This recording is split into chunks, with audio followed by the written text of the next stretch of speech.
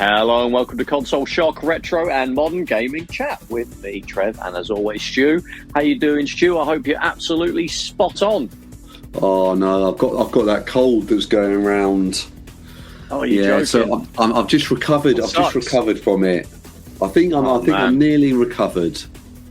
I'm nearly there. Well, you sound okay. It's funny you should say that, 'cause, my girlfriend was very ill, literally right before. The reason why we're only doing a show now, but me and Stu were both away on holiday, and but yeah, my girlfriend was very ill just before, like the week before our holiday, cutting it very, very fine. I ended up having to go on some antibiotics in the end, but they did the trick, and she was okay. Literally, pretty much the day we were due to go, it was she was fine by then. But yeah, there's definitely some stuff going around. It's that time of year, though, isn't it now? Nights drawing in, getting colder. As soon as October comes, I'm just like, get cold straight away. And but I think I've got through it, and I'm feeling fine now. But yeah, that is life. Well, that is life. Good that you're feeling better, and we can do another show. So yeah, looking to talk about. We've got a couple other bits as well that we'll get in beforehand. But the main thing, we talk about handhelds a lot on this show. Obviously, I'm a big fan of the Steam Deck. It's kind of the main thing I game with these days, even though I have a PS5 now. It hasn't really overtaken the Steam Deck in any way. But we now know that there is going to be a PlayStation handheld coming out. I mean, I think it is basically kind of being talked about as being a PS6 handheld. We're not going to get into details with that right now. We are going to start off with something else to start off with. And that's basically all the sort of shenanigans that are happening with the old Xbox. So what are your sort of initial thoughts on where it's been going? Mainly price sort of stuff, isn't it?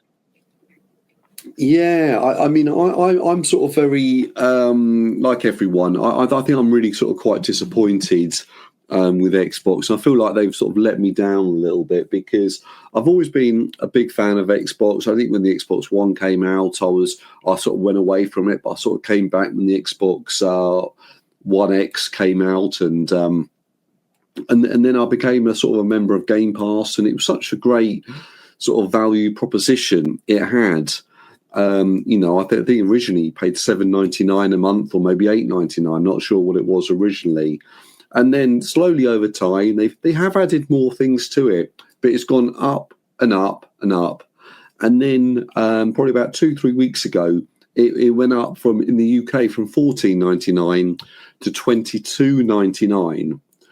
And I'm like, well, okay. So I went through my Xbox on my PC and my console, and I thought, well, I completed that game. I enjoyed that one.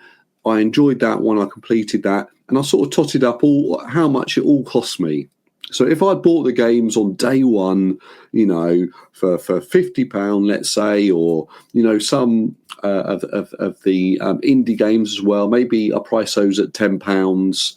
And I actually, £22. What's that? Something like £270 for the whole year, and I probably wouldn't have made my money from that.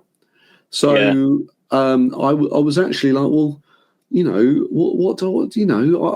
I sort of like the service, but I've come to the decision now. I'm going to cancel Game Pass Ultimate, and I'm actually going to do Game Pass PC, and that's £13.49 a month. So I think it's probably going to disappear as well. I think at some point the PC version. I mean, it will just become the generic Xbox, won't it? Because it's your app is hidden right at the bottom of the website. It's hidden at the bottom of the website, and I was sort of thinking to myself, it's become quite sad, really, because my Xbox Series X in the living room, 90% of the games on there I played through, Game Pass games, and I'd play them through there. But it's almost just going to become a DVD player now, because I do all of my gaming on my PC, and then I still think at $13.49, let's say it will be that for another year, then they might, remove it, make everything ultimate or whatever. I'm sure they'll do some sort of scumbag activity such as that, which I don't think it's great. And And they tried to sort of bill it as we're going to give you Ubisoft classics. So I can play Assassin's Creed 3. I can play Uno.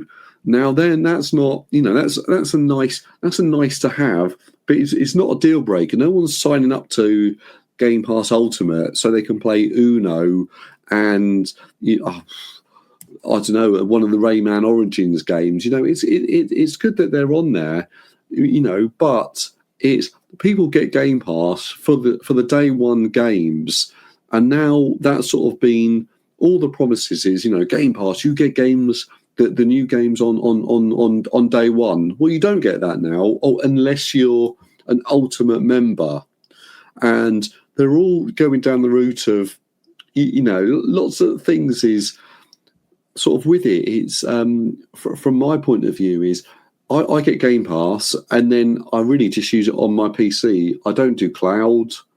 I'm not super interested in all the old Ubisoft games. I'm not really that interested in the old EA games either. I'm not interested in the Fortnite membership, whatever that's, or be a member of it and get a free gun and you can open a loot box once a week or some rubbish like that. That doesn't interest me. And it's just become it's sort of almost a bit too engrossing. And I just really sort of want sort of the latest games. And the other thing I like about it is the wide variety of sort of indie games that you get, because some of those are absolute gems, and I don't see myself going on to Steam and potentially buying them.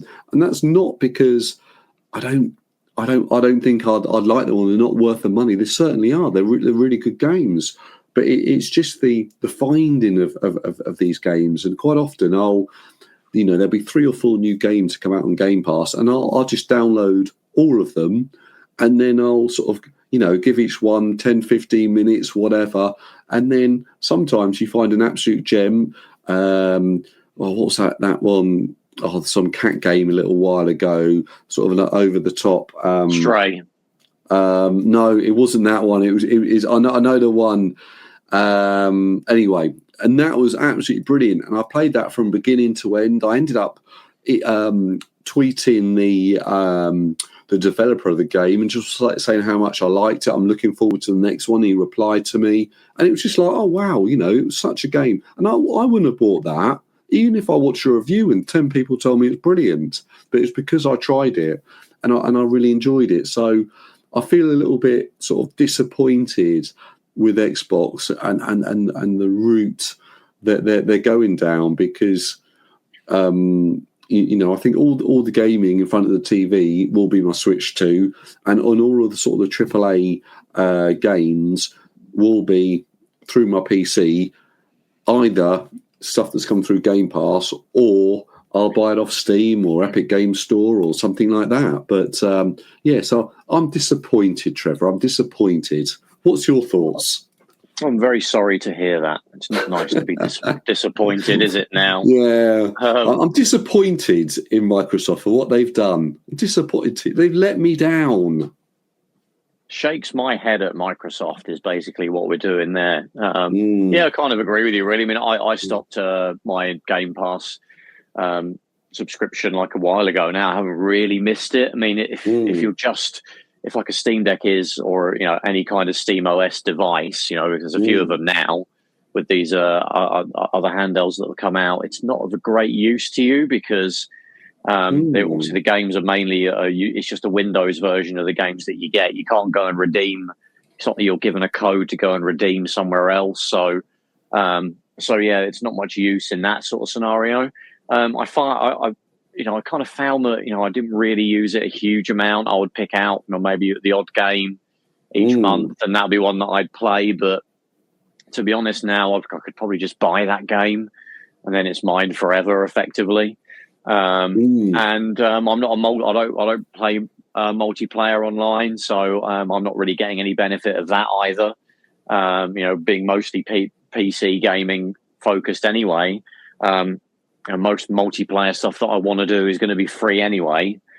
So I don't need to really worry about that either. Because of my PS5, I transitioned over to PS Plus. PS Plus is basically, I think it's slightly cheaper than what Game Pass Ultimate used to be in terms of price. And to be honest, I don't use that a ton, but actually over the last week, I did actually get Until Dawn from PS Plus, and I actually completed it. I've literally over a couple of evenings. It's a good game, isn't it? It's a good game. It's a really good game. Yeah, yeah. It was actually the PS4 version. They didn't put. There was the remake that came out like a year ago now. I think there's actually a remake. But they have the old PS4 version.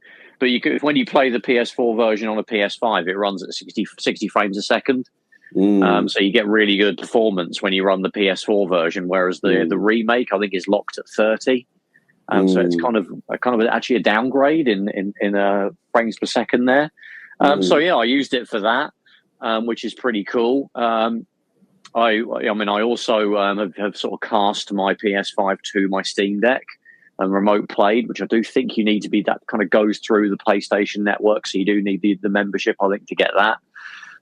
So yeah, I mean, it's just, it's £13.50 I think a month, so it's not crazy. There is a big library of games. You don't get any EA or Ubisoft stuff apart from the odd few games that maybe Sony have got from those guys. But like I said, I don't feel like I've missed Game Pass, and it's becoming clearer that Microsoft have completely. I mean, they're just turning into a completely different era with Xbox, where it's becoming kind of just an app on the PC, really. And it'll be interesting to see what they come out with in terms of next gen. Everyone seems to think now that it's basically going to be a PC that just boots into the Windows 11 Xbox edition, which we've already kind of got the early version of that is now available on like the Legion Go, not the Legion Go, the Asus the ROG Ally Xbox has already got that. Kind of almost like in a beta sort of sense. People are having some issues with it, but that'll get better as time goes by, I'm sure. I don't think it'll ever be as good as SteamOS is, because Windows has to do so much stuff, and it's never going to be able to be stripped down. I mean, well, maybe they will create some kind of completely minimalized version of it that effectively is performance-wise equal with SteamOS, and you're not going to get Teams coming up and nagging you and telling you to subscribe to OneDrive and stuff while you're in the middle of a game. Maybe they'll finally really crack that and keep improving on what they've already released for the Xbox ROG Ally. And that's what the next Xbox will be. It'll just be the PC. And the trouble is, if it's going to be a PC, I mean, I'm not sure they'll be able to get super cheap parts for it. And it's going to be, 700, 800, 900 pounds. Whereas a PS6, which is going to be some kind of custom APU, which they, the PS4 was and the PS5 was, they'll be able to get, a good deal on that, and they'll be able to it might be half the price of whatever Xbox come out with. But maybe Microsoft will position themselves as, if you want to get a cheap sort of crap console that's less powered, get a PS6. They might try and play that, and they'll be like, we're the premium. You can change the settings in your games and run them at the highest settings and run old games all the way back to whatever Windows can run these days. That's it. I think, well, I mean, we talked about it in the previous episode, but I think they're going to almost sort of get rid of the actual, making these boxes, and it will just be, Xbox will be, the Game Pass membership, the app, get the app on, have it on, through your Steam, through a portable, through, all these different ways. And I just, but, I can't help but sort of think that they've really sort of dropped the ball with, and lost goodwill with people because of, what they've done with this price hike. And there's someone, in the background say, look, this has got to make more money, right? Let's increase the cost of it, and what can we give people? And I just think it's it's sort of disingenuous, and the more I sort of, over the last sort of few weeks, I've had good thinking about it and go, well, actually, quite often I'm not there to play, a game on day one, and quite often I've had great experiences with, what someone said online was, well, just whatever games you want when they come out, put them in the wish list, and then you'll get an email from Steam when it's got 20% off, when it's got 50% off, when it's in a sale, and then sometimes you go, oh, actually, yeah, I did want that, and a great example of that is RoboCop.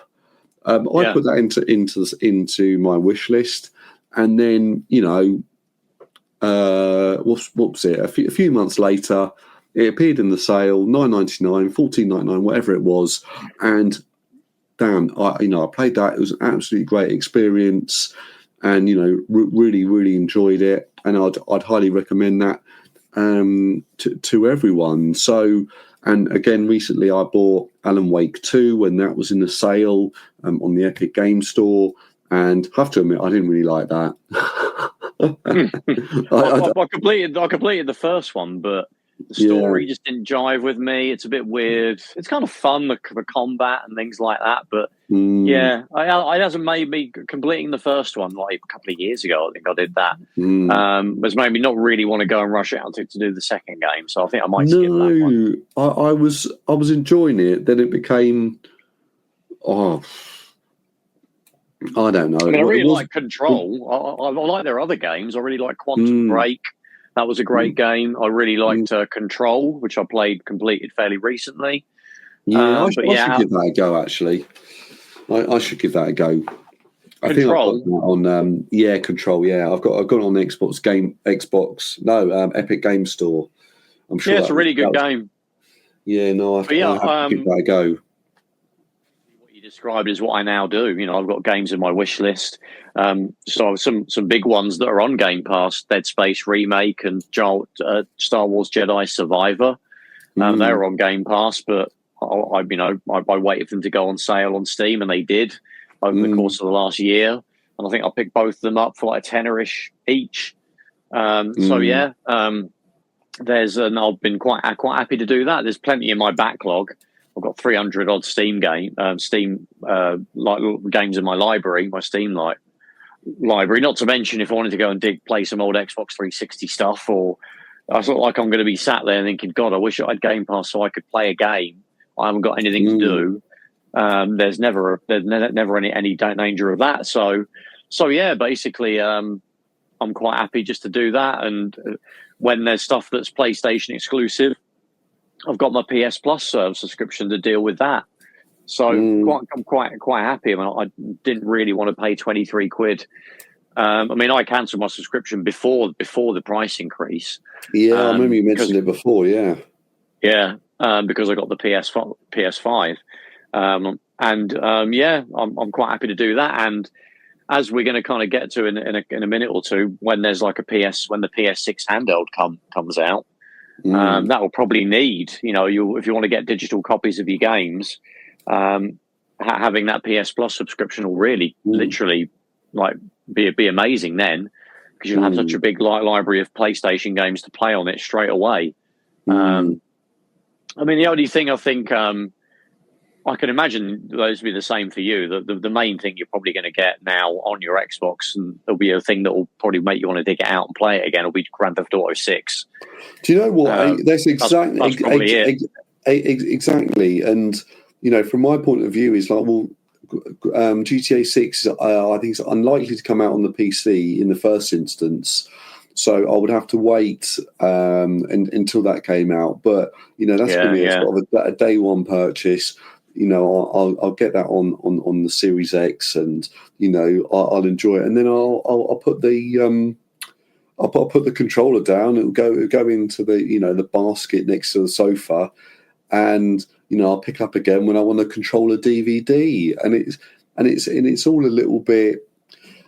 It's a bit sad, really, because that was how I always used to sort of game, and I always felt I was sort of loyal to the Xbox sort of fan, the Xbox sort of system. I always thought it was, they always seem to sort of do the right things, not necessarily all the time. You think some of the mistakes they made, but this seems to be, you know, like a 50-60% price increase is it's a lot to swallow. It's a lot to swallow, and then trying to sort of give you, you know, bits and bobs, and you know, part of me sort of thinks, well, you know, why did they, you know, go around trying to buy Activision and all this stuff, and now they're just, I don't know. It's a bit frustrating to her. You might find you'll go back to the Xbox when this, because it is basically a PC. You might as well just get the Xbox PC as your next PC, because it'll probably be a bit cheaper than one you would buy, whether that's a pre-built one. I mean, it might even be cheaper than if you got the bits together, you know, and built it yourself to get something of equivalent power. Yeah. And you'll have a better experience. You can still play your PC games. You can have your other stores there, but it'll probably be fairly easy to control. Sat across from the room just on your Xbox controller. It'll probably be a pretty good, like I said, it'll be basically like Bazite or Steam OS, but Windows.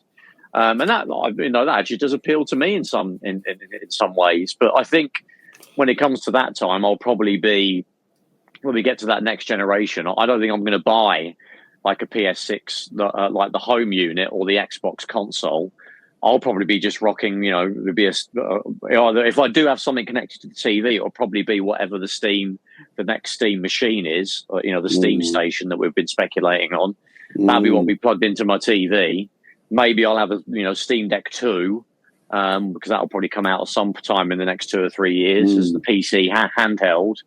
Or maybe I'll just have the Steam Deck 2. I won't actually have a unit plugged into the TV. And I think I'll probably have the PS6 portable as my, you know, console device. So yeah, that'll be probably what I'll use to play. I still think my next gaming purchase will be, I've had this computer now for, you know, 2.5 years. So maybe in sort of 6 months, it'll be sort of 3 years old. And then, but I'm still seeing, I don't have any performance issues with games. And so from my point of view, is I still think I'm going to go down sort of the PC gaming route, because I know you're not a big fan, but I like what's it called, mouse and keyboard support, you know, for all the games. That's what I prefer using. Getting a controller out now seems a little bit like old-fashioned, not old-fashioned, but a bit, you know, you don't get sort of quite the best control out of a game. I know you're a big controller fan, and I guess I always was, but for me now, I'm a little bit like, I'd rather use a mouse and keyboard to control games. But you know, sometimes, you know, lots of games work actually better with a controller, and then a lot of games actually work better with mouse and keyboard. And I like to have the option of sort of using both, and I like sort of flexibility of what an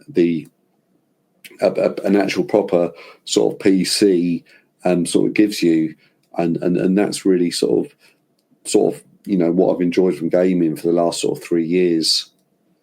Yeah. I mean, I've probably been mainly PC gaming full time now since about 2014, and to be honest, I've never really completely embraced a mouse and a keyboard. But then I didn't really play games that really required a mouse and a keyboard. You know, mouse and keyboard, really solid controller support has now been a thing on the PC really since the 360 era. It was still a bit janky in the, you know, that very start of that 360 era, but when the 360 controller started became the default and was compatible with Windows, games really started to support it. And those are the games, you know, that I played. I don't play online multiplayer, so I don't need to worry about being insanely accurate with a mouse and a keyboard. And now with the Steam Deck, you know, you can games that had keyboard and mouse only controls, you can now have that work with a controller. Like I mentioned before, the original PC version of Oblivion, if you use the Steam controller mappings, that actually works really well with a controller now. So, and also you can bring up an on-screen keyboard if you enter some text somewhere, and so all of that stuff. I think gaming fully from a joypad has now been solved for the PC, especially when we talk about SteamOS. Yeah, Trevor, it's 100% been solved, but it's still not as accurate. It's still not at all. No. You don't get the fluidity from it, and maybe that's part of the problem because I've talked about it on here before how I get motion sickness for some games, and I always have to when I get a new first person shooter. The first 10, 15 minutes is, playing with the settings, moving the field of view out, changing all the bobbing, all these different settings. So I don't get sort of motion sick from a game. And I never ever got that with a keyboard, with a controller. And so from my point of view, but, I can't... Sometimes I can't get my head around it where things like Call of Duty, I'm jumping all over the shop, shooting everyone, and it's all moving really fast and no motion sickness at all. But then other games, I play them for 5-10 minutes and I'm just like, oh, turning this off, this is awful, and they don't have any settings to change it. And so partly that's not a great thing with a keyboard and mouse, but it always is my sort of go-to control method for the first-person shooters anyway. Well, that's very good, and I hope your parents are very proud of you. Well, one thing that I'd actually nearly forgot to mention, and it's kind of breaking news today, Retro Games Ltd, the guys that released really cool devices, retro devices like the C64 Mini, the A500 Mini, so recreations of the original Commodore 64 and Commodore Amiga 500. And they've also done a Spectrum recently, I think, and they've done like the Atari 400. Well, today they've already hinted at it in recent months, but they have finally announced the A1200. So probably the Amiga that we all kind of wanted, really. The A500 Mini we've talked about before, but neither myself and Stu, I don't think you pulled the trigger on that either. No. It was cool, but I think we kind of wanted a full-size Amiga, basically. I think we probably didn't want the Amiga 500 as a full-size unit because that was a big old chunk of a thing. And we probably, I think we've speculated before that maybe like a recreated A600 might have been the way to go because it was a considerably smaller. But it looks like, they've gone with the A1200 Mini. So they don't really announce stuff on their website. They tend to use their Facebook page, which is a bit weird. But looking at the Facebook page, they've just released a video. It looks really cool. Just basically looks like you wouldn't know it wasn't a real Amiga until you saw the branding is slightly different. They can't call it an Amiga. It's just the A1200, much like the 500 was, but it looks identical. Obviously, there's not a working floppy drive in there, but it does have the actual. They have still molded the floppy drive housing that was on the original to make it look the same. You get the tank mouse and you get the joypad. I think that's the same one that came with the 500. Looks like the hard drive and the power light still work like they would on the original. And just reading the press release here, so sorry if this sounds a bit robotic and boring. But yeah, just trying to get down to where it says some actual stuff that will be interesting to see. So it comes preloaded with 25 titles, including Beneath a Steel Sky, Settlers 2, Law of the Temptress, Rough and Tumble, Defender of the Crown 1 and 2, and the Turrican Trilogy. Did you say Settlers 2? Yeah, Settlers 2, Turrican Trilogy. Every game looks and feels just as you remember. It's got HDMI output, and you can side load via the USB port. So if you've got WHD load games, which I think the A500 could work with, you can basically stick every Amiga game that ever came out on there. And it's going to be launching in June 2026. And it's going to be $149.99. And you get the full-size computer, mouse and gamepad. And yes, the keyboard does work. It's not just there for show. So it's a fully functional recreation of the Amiga 1200. And that looks awesome. And I am going to pre-order that. That is exactly what I wanted. £150, pretty good. When you consider this thing is basically, well, you could run the entire library of Amiga games. And it's a lot cheaper than buying a real Amiga 1200. which would run you, 300, 400 pounds now, and you have to deal with, well, you won't be able to hook it up to your HD TV in a hurry. And there'd be a lot of tweaking around to get WHD load to work. Trust me, I know, I've been there. And that would be cool. Just something you could just bung straight into a HD TV or a monitor, or without having to muck around with extra cables or putting different graphic devices inside. And yeah, it could probably, you'd be able to run, I'm sure people will be able to get it to run modern Amiga stuff as well. And that's pretty cool. You could pre-order from November. So I don't know if that'll mean you'd have to whack the whole amount of money down, but I think this thing is going to be very popular. What are your thoughts on the A1200? Yeah. Actually, I mean, they've teased this for a while, haven't they? And I mean, I think it's, part of me's I'm in a bit of a bad mood because of the Xbox, and knowing how these things are made on the other side of the world and whatever, and I think it's great that it's coming out as a full size piece of kit, but oh no, I sound like I'm just moaning for the sake of it. But I think it would have been a bit cheaper. They didn't put the whole, if it just had a normal size keyboard and was inspired by the Amiga 1200. The sort of same sort of, the look and feel of it, but with a keyboard, but without being the size of an Amiga 1200. Because I actually think it's going to be a little bit too big. An Amiga 500 Mini then, Stu. Hey, no, I want the 1200. I want the power of the 1200. I want it. It's not a recreation if it's smaller. It's not a recreation if it's smaller. I know, but it's like when you buy like a NES. The NES Mini was, the perfect size and whatever.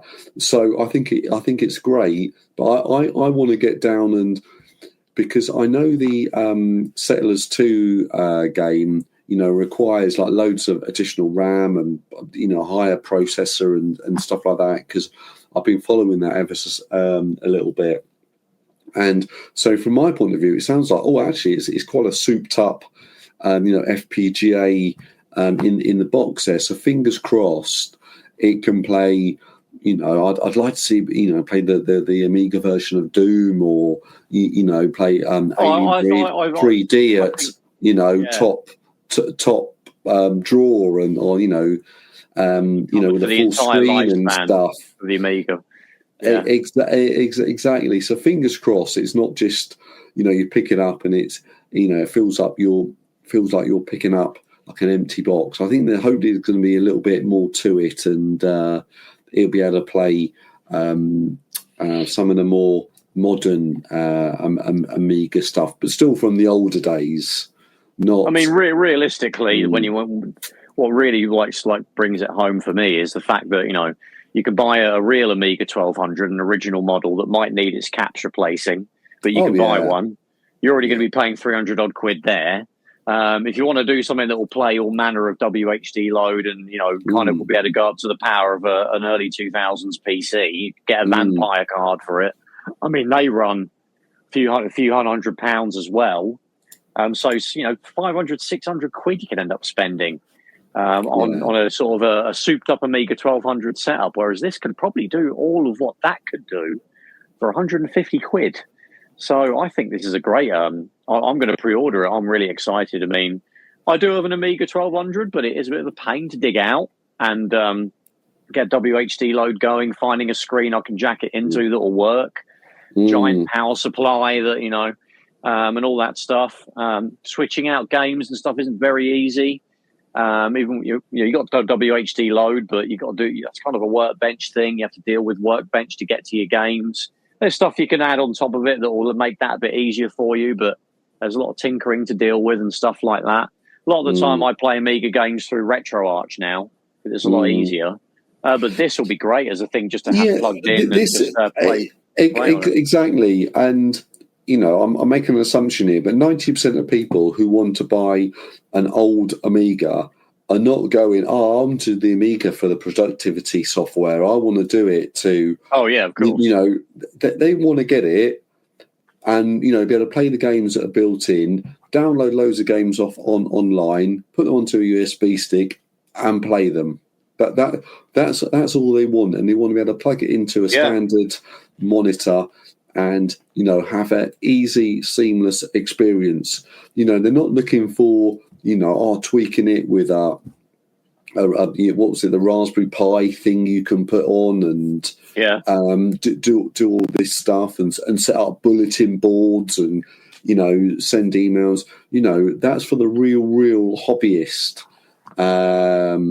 sort of person. And I think this is I can't actually get over the price point being a 150. I think that's an absolutely cracking price, and I'll be really interested to sort of see sort of the quality of it and so on for that kind of price. And fingers crossed it's going to be sort of really good and have a little bit of hopefully there won't be too many sort of corners cut. Yeah, I mean, we're not going to dwell too long on it because it's not really what we're planning on talking about. But as a final sort of thing, I think you can see where the Amiga 500 Mini is now in terms of the software that's been on there now for a little while.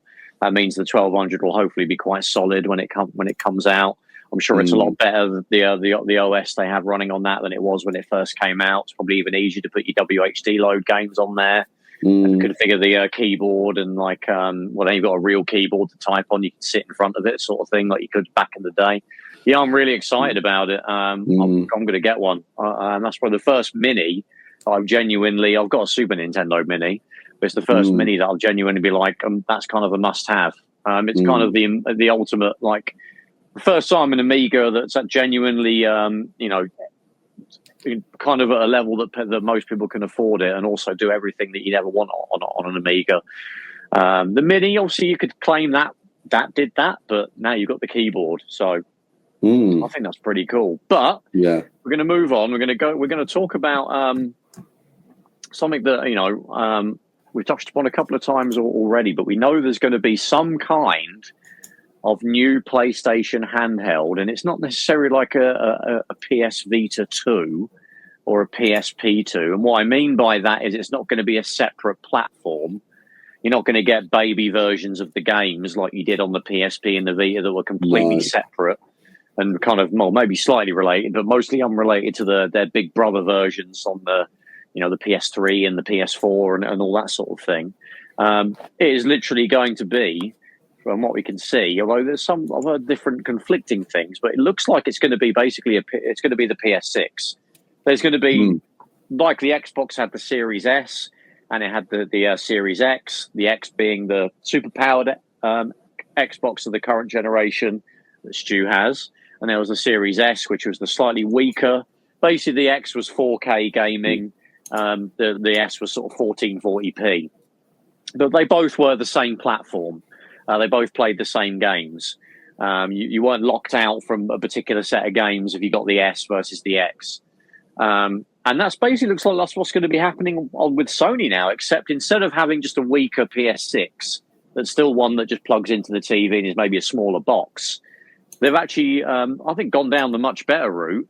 And they thought, well, why don't we make the weaker one a handheld? If it's going to be weaker, we might as well make it the weakness. It's kind of a funny thing to say, but actually make the weakness worth it, and actually have it in as a handheld. Because there'll be people that, like me, that kind of prefer to play with handhelds now, and they just want to play with a handheld. We're not touching any of that market at all with anything we have. Well, there's the PS Portal, which is just the Wii. It turns the PS5 into a Wii U. But a dedicated handheld like a Steam Deck or Sony's previous handhelds that plays the same games, what will become the current gen when the PS6 comes out.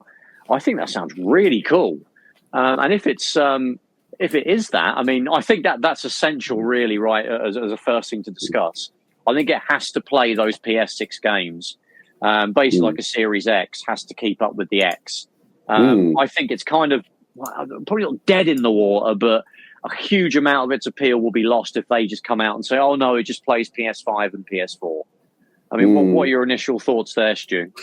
Yeah, I mean, I still see the PS6 as a long way off. 3-4 years, or maybe 2 to 3 years. What about 3 years? Yeah, 2 to 3 years. So yeah. I'd actually like to see something a little bit sooner. So I don't mind it being a PS. 5 portable, but I was thinking about this when we were discussing before. What we would. What we'd want from it, and I think you worded it to me as what we want from the PS6 or PS5 portable, and mine is to take huge influence from the Switch. So you've got basically a portable PlayStation 5, so you can play all your games on there, but you're playing them on a 1080p screen, and then you can take that as and where you go. So the games kind of have a little bit of a portable mode on them. So they don't, they'll still play well. They'll still play 30 frames a second and so on. So people can play all their PlayStation 5 games they've got in their libraries, when they're, on the bus, on the plane, wherever they are. And I think that's brilliant. Now, get it home, put it into a dock, and then that takes the TTP, whatever it is, the power draw, TDP, that takes the power draw, let's say actually up from 15 watts, or I don't know if I'm getting my sort of figures correct here, 15 watts up to 100 watts. So then it becomes like a 1440p console. And then, so you can then sync your controller with it, and then have an experience on the TV as well. And for me, that's like, well, actually, that's a great experience, because you that play it on the go. Like what that does sound like what they're planning. I mean, I'm going by. There's a serial leaker on the internet with specs of new things that are coming out called Moore's Law is Dead. Even like Digital Foundry have talked about them. They leaked what the PS6 handheld, and there's it's being called the PS6 handheld. It's not like a PS5 class device we're talking about. It mentions that it's got an RDNA 5 iGPU clocked at 1.20 gigahertz in handheld mode and 1.65 gigahertz in docked mode. So it does sound like it's going to do what you're suggesting. It'll have a handheld profile that will run games that I guess, what it's probably going to have. It probably will have a 1080p screen. I don't think they'll put a 720, although that would be fine, as long as the games run good. 720p looks fine on a 7 or 8 inch screen. It still does. It'll probably be 1080p though, but it'll be a 1080p profile that it'll run at, or 720. The games will run internally at 720 and just get upscaled to 1080, which will probably look fine as well. And like you say, you'll get home, you'll plug it into the PlayStation 6 handheld dock.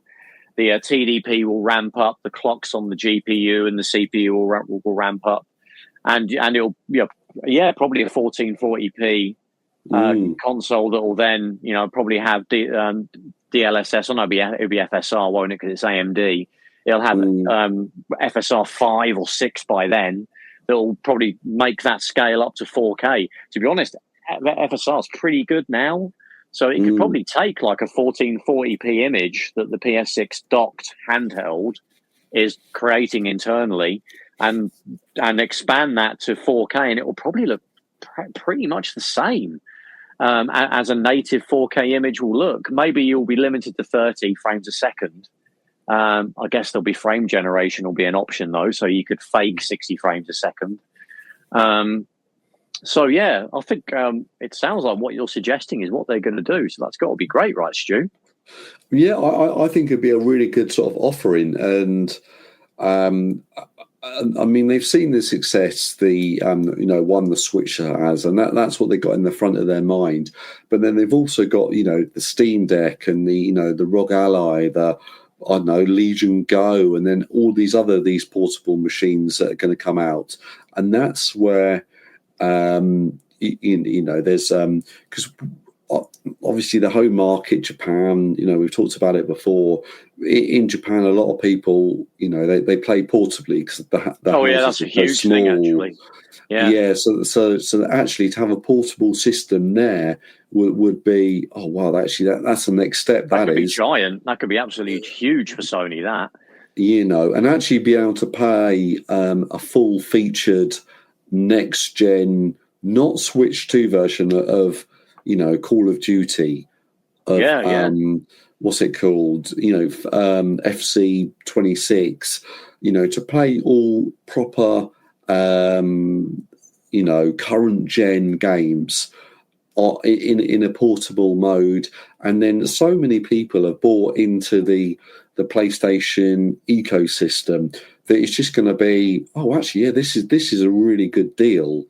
And I know I can talk about deals and value for money and things like that. And but people would be, I think, you got how to put it into. It's basically going to be the PlayStation 5 digital only edition, because obviously it doesn't have a DVD or Blu-ray drive on there. And well, that's an interesting point, actually, Stu, because how will that work? Because it seems that it is going to be a PS6. It's not going to be just a PS5 and earlier device, which I think is the how they need to do this, which is great. But yeah, I mean, it looks like there's still going to be physical discs for the PS6. I don't think it's going to be fully digital. I don't think that'd be a good idea. I mean, discs are gone. Discs are gone. If it's going to happen, it may well happen with this gen. But let's just speculate just to get an interesting perspective. If there are still discs, and it's like what you're saying is they're basically just keys now to unlock a download, right?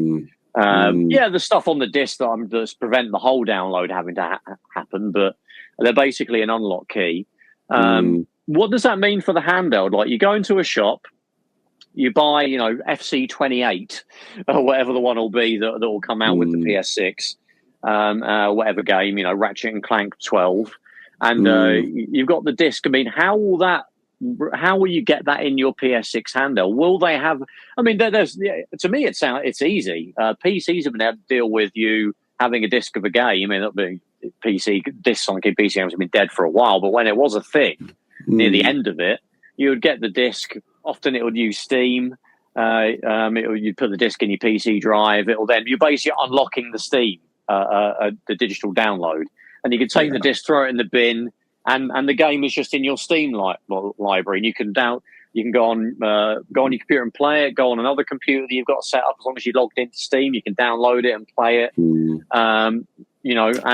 That's pretty straightforward. I think in my opinion, it's going to be 99% digital only. So if you own the game as a Blu-ray or whatever they're on now, then that's you won't be able to use that, or there might be some sort of system so you can use that on the portable one if you're linked to council. But that's some kind of mechanism, yeah. Yeah, I mean there's a small chance that they might do some sort of game keys that's similar to Nintendo. Yeah. I think there might be a very small chance of that, but it sounds awful to say, Trev, but you made the analogy of, but what when you go into a shop and what are you going to... People don't buy games in shops anymore, and where I live in Bromley, the game's shut down and it's moved to the back of Sports Direct, and that's like quite a big shopping area, and then there just isn't the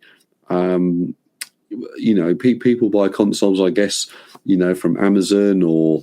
What you're saying is there might be a worry that there won't be any retail presence for Sony, and that will affect their marketing. But to be honest, you can resolve that by. I mean, Nintendo put a bloody card in a box just so it can have something on the shelf to make it look like to have a shelf full of Nintendo. Sony, you've only got to do that: put a card in a box. And you can keep a shelf filled with PlayStation logos if that's important, which I think it is still. Yeah. So that's probably what's going to happen. But yeah, you're right. People will probably still buy that stuff. It's mainly for the mums that want to get it for their kids. I bought a game in a shop. I buy second-hand games in physical shops. So do I. But I just. I just think with the Switch 2, it's really sort of set the level of this is how it's going to work, and is going to be on game key cards, and they're probably going, what's everyone moaning about these game key cards? 90% of our sales are through the Nintendo store. That's what everyone clearly wants to buy games. I'm making up the figure there, but they're probably I sound like I'm real moaning today, but like the Adam Corrins of the world, or the Radical Reggie. I only buy games when they come as a physical thing. I won't buy.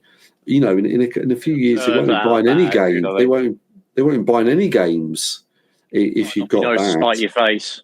Yeah, as someone that games on PC, 90% of the time now, I've been used to not having physical copies of stuff. I think the last physical PC game I bought was Metal Gear Solid 5, and literally that disc, I put it in the DVD drive of my gaming laptop, was what I was using back then. It was just the Steam installer. There was no game data on the disc. It was just Steam, and I already had Steam installed, so it just unlocked the game to download. But yeah, I think that's probably what it will be. I mean, I think there'll still be discs for the PS6, but I think that when you buy a disc, it'll probably have either a code that will be in there that you can type into the PS Store and it'll unlock it, or if you've got both the home console as well as the PS6 handheld, you put the disc in the big PS6. And it will then lock that game to your account, so you can go down to your PS6 handheld, and the game will be able to download on there as well. You can register a couple of devices or something that will share downloads. Yeah. But I do think they need to have some kind of a mechanism to account for that. But it's not too difficult to do, really. And I think in terms of other things, like probably form factor wise, I mean, you've got the PS Portal as kind of maybe a prototype. It looks kind of ugly. I think if you have something a bit more enclosed, sort of having those two sticks sort of hanging out like it's someone stretched out a dual sense. If it's something more like maybe they could just take, if they made a Vita, I don't think they could make something as small as the Vita, but something that's probably about the size of the PC hand, the smaller PC handles at the sort of 7-inch screen, but more of that Vita look, that nice sort of rounded edges. Obviously, you got to have the complete set of controls, because frustratingly, like the Vita and the PSP, they were missing like L2 and R2, which is always a pain in the bum. But I don't think you have to worry about that now. I think putting a full set of controls on a handheld isn't really an issue. Screen wise, I mean, I think they'll probably go with a 1080p screen, because obviously I think Nintendo have with the Switch, probably not an OLED. Although if they feel like they're going to need to charge more for this, and I think it probably will. It will definitely cost more than the regular PS6 home console, because you've got to put a screen and a battery and all that kind of crap. I think they might even think, we'll stick an OLED in there as well. So it'd be nice, but I think you're probably more likely just to get an LCD. And I mean, I think that'll be a pretty good all round device. Battery life, I think you probably would need to look at. 2 hours really is kind of the minimum, isn't it? We expect from handhelds. I think that's what the Switch does. The Switch 2 doesn't sound much, does it? 2 hours.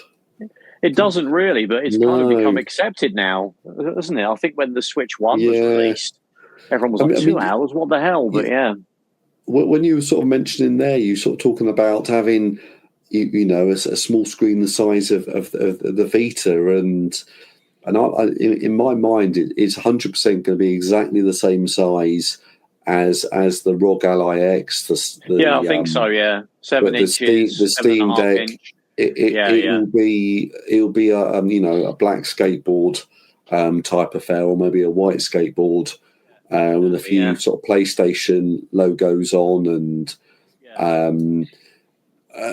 that's I think what we're going to be sort of looking at from it. And trackpad on the back. I put the trackpad on the back like I did with the Vita, because you can't really fit that nicely in the front. Really, the trackpad that's on the controllers, the current the dual sense. Although I guess the screen is a touch screen. So do you need the trackpad as a physical thing? Maybe not. Maybe there will be a way of integrating that into the screen. But sorry, Stu. Yeah, you were saying. Yeah, so that's really sort of what I'm sort of looking forward about it, and and I'd have to, obviously every console and things that come out, I always, I'll consider, would I get that? And I'm not 100% sure I would. I haven't, been sort of a PlayStation user for sort of a long while now. And do you mean the PlayStation generally, or specifically this handheld? PlayStation generally, and then going into this handheld. I think a handheld, it has to be a real good sort of value sort of proposition. And sort of part of me thinks that, well, all of the PlayStation games come out on the PC now, so I can play them through there, the exclusives. So I don't really have a sort of circle of friends on PlayStation that would be, we'll all play on that online together. There's nothing like that. So at the moment, I don't think I'll get it, but I'm certainly really, really excited to sort of see, what they're going to do and how it's going to work. And, it really could, it's something that's sort of said maybe a little bit too often, but potentially a Switch 2 killer or a Switch killer. It could, yeah. Because, so many people might go, well, actually, I don't want a great big white box. I want to play this, and then it'll go on my TV as well. I want to play Grand Theft Auto 6 on a handheld. Exactly, and imagine playing. Could you even play Grand Theft Auto 5 on a handheld? Just about. Yeah. I don't know. You could. A Steam Deck can run it. The older version. I mean, there was the recent remaster, wasn't there? I think that's a bit too heavy for handhelds, but the original can run fairly well. But GTA 6, I mean, that's going to be very, very heavy. And I think even if they made a PC version that came out at the same time, I don't think it'd be maybe the most powerful handheld, like your sort of Iron Neo sort of $2,000 jobber. You'd be the one that will be able to run it with the fans going berserk, and you get about 10 minutes of battery. But I mean, that kind of brings to the point of, for me personally, I'll have PS Plus. I'll have that to use on it, so there'll be the library of games that will be available for that.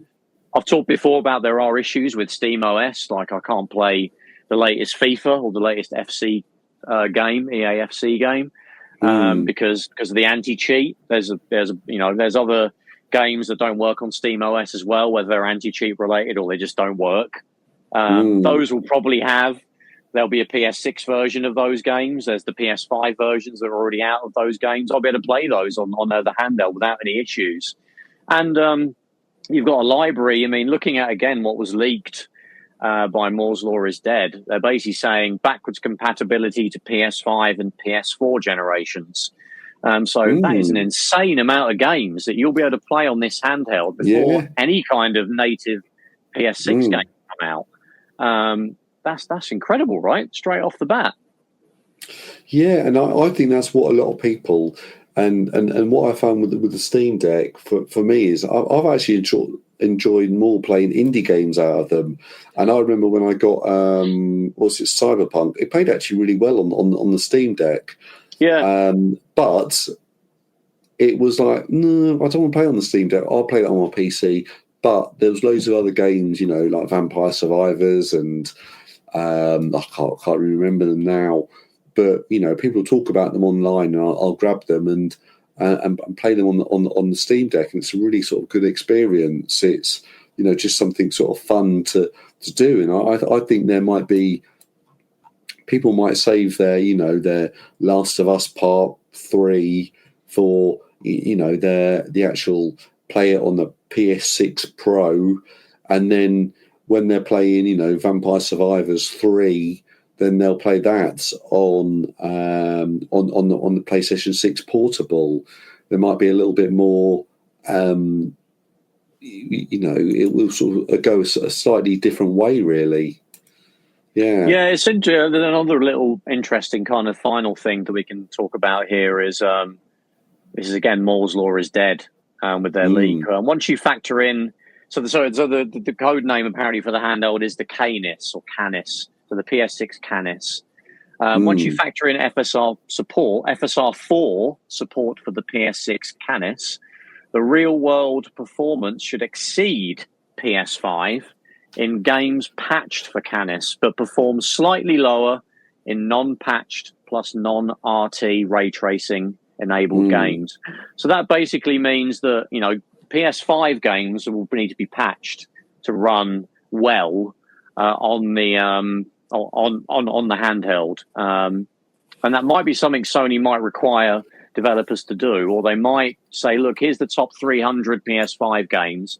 Developers out there, you guys that made these games, can you please patch them to run on our PS6 handheld, but create a profile for those games.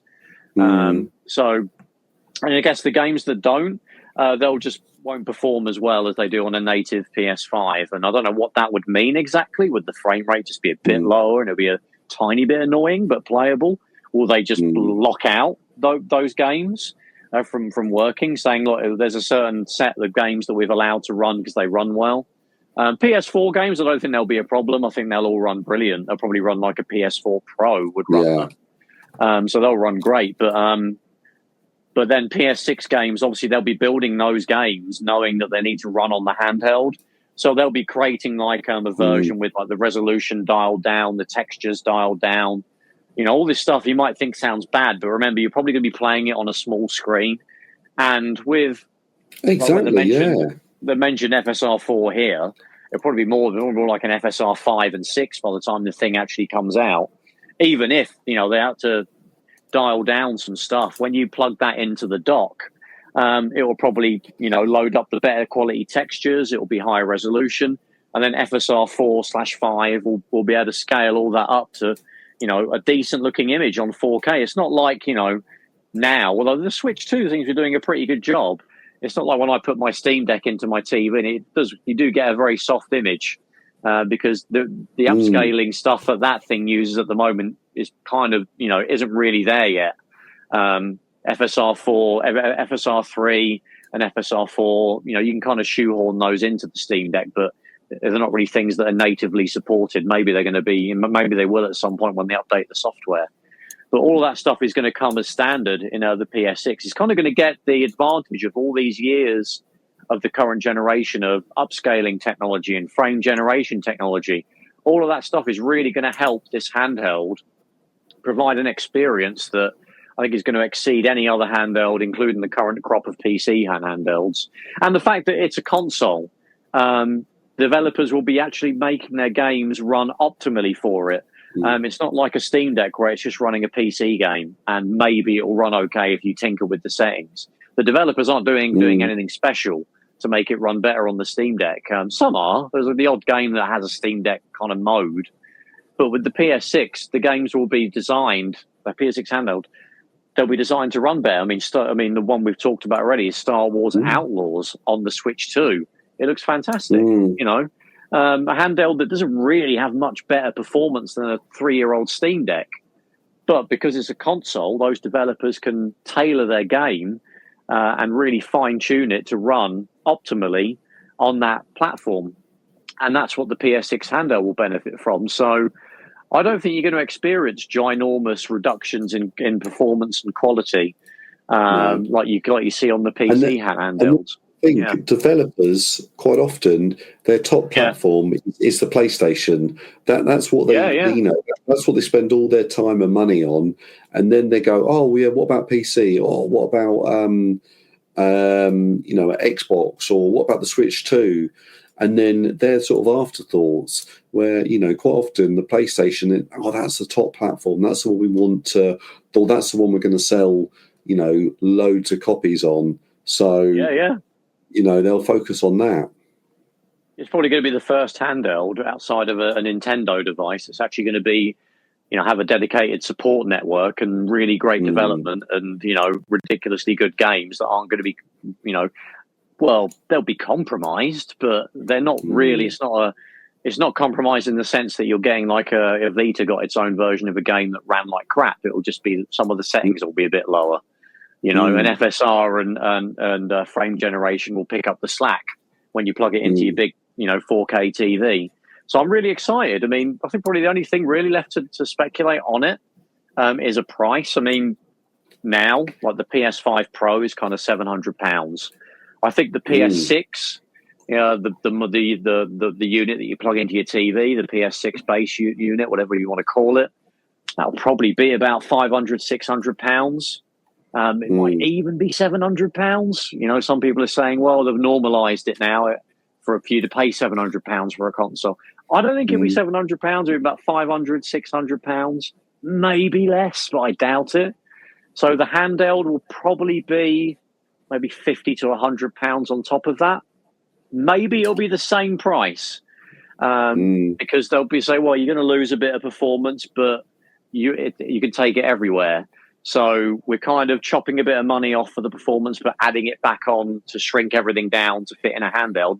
But it'll be cheaper than your ROG Allys and your Legion Go's because they're getting custom silicon that they're getting a really good deal on in huge volumes. So it won't be £1,000 or 700 or 800 or £900. It will probably be more like, I mean, the PSP did cost more, didn't it, than a Game Boy Advance and a Nintendo DS? Oh yeah. So it'd be about the same relation. Perhaps you could probably the relationship that the PSP had with the Nintendo DS price wise might be similar to the Switch 2 and the PS6 handheld. You're talking like, what is the Switch now? £400 device versus a £600 device. I'm totally down for it. I think it's probably something I'm nearly. If everything that we've hoped that we've explained here comes to fruition, like it is going to be a full-blown PS6, just with lowered performance in the games. That's all. That'll be perfect, and I'd get my pre-order in instantly. I mean, obviously you're a bit more skeptical. You're not really sure generally you want to be mucking around with a console.